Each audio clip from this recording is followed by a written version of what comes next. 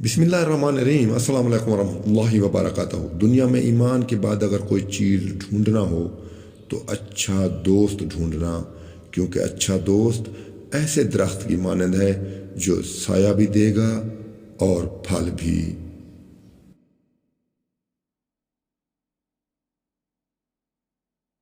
انسان کی تمام پریشانیوں کی وجہ مقدر سے زیادہ چاہنا، وقت سے پہلے چاہنا اور قناعت پسندی کی کمی ہے۔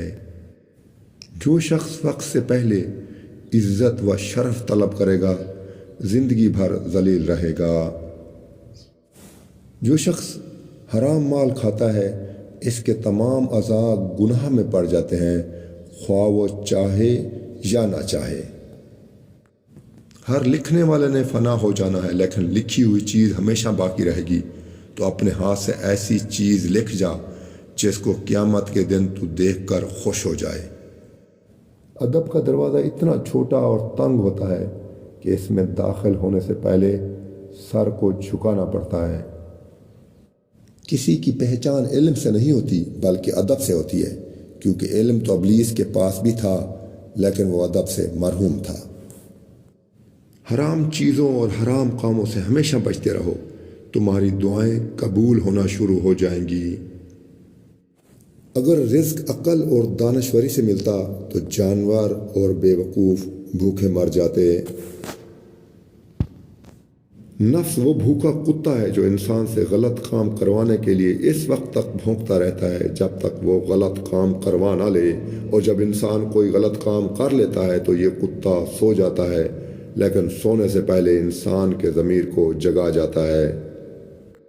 دنیا نصیب سے ملتی ہے اور آخرت محنت سے، لیکن لوگ محنت دنیا کے لیے کرتے ہیں اور آخرت کو نصیب پر چھوڑ دیتے ہیں۔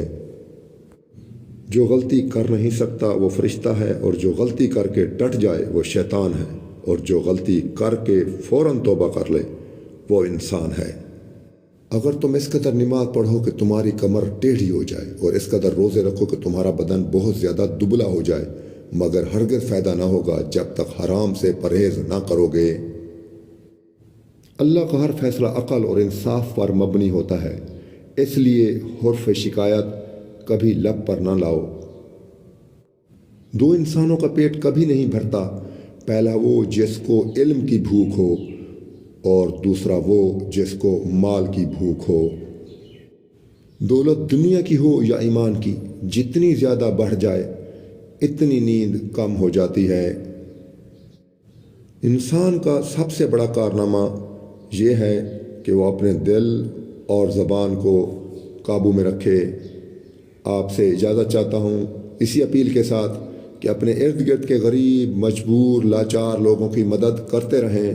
اگر آپ صاحب استطاعت ہیں تو اللہ آپ سب کا حامی و ناصر ہو۔ السلام علیکم ورحمۃ اللہ وبرکاتہ۔